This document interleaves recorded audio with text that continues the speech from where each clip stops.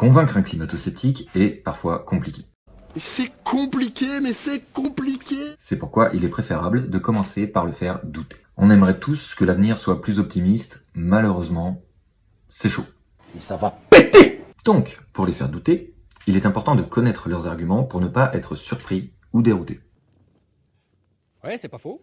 Le plus simple, c'est de lui expliquer gentiment que toutes les réponses aux arguments climato-sceptiques sont expliquées en long, en large et en travers par des climatologues dont c'est le métier. Beaucoup de sceptiques ont changé d'avis en approfondissant leurs recherches.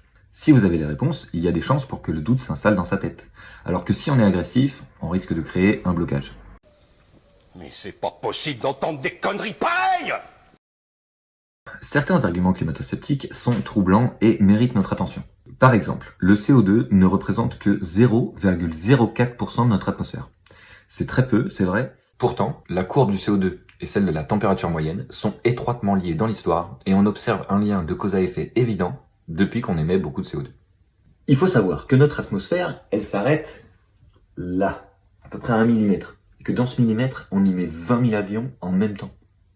Chaque jour, ce sont 100 millions de barils de pétrole qui sont brûlés. Tout ceci ne me dit rien qui vaille. C'est comme si on était menacé par une menace aveugle. Non, c'est comme si nous, on était aveugles et qu'on s'est menacés.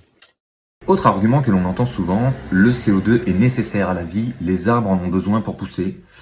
Oui, mais non, en fait. Alors, c'est vrai que si on met beaucoup de CO2 dans une serre, ça pousse un peu mieux. Mais au niveau de la planète, ce n'est pas pertinent, vu que ce n'est que 0,04%.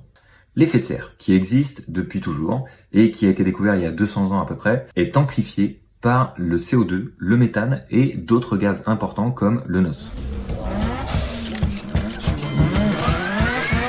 En plus, chaque année, c'est l'équivalent de la taille de la Belgique qui est rasée, sans compter les incendies. Énorme! Il est important de savoir que ce sont les océans qui absorbent le plus de CO2, grâce au phytoplancton. Heureusement, il y a beaucoup d'eau, ça circule, mais les analyses sont inquiétantes. L'océan chauffe, sa couleur change.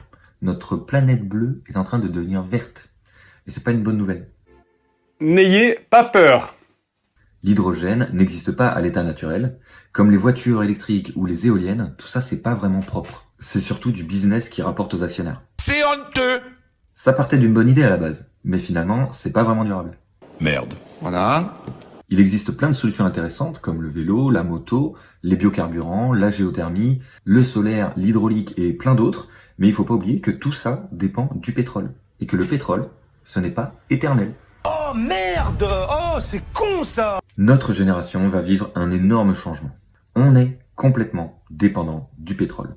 Et même si on met le climat de côté, il y a la diminution des ressources qui est inévitable. Et au lieu de s'inquiéter, on ferait mieux de s'organiser. Il y a beaucoup de choses à savoir sur la protection de l'environnement. Donc, pour ceux qui veulent en savoir plus, j'ai écrit un recueil de petits et grands gestes pour sauver le monde. Il est gratuit dans la description en PDF ou payant en version e-book et papier.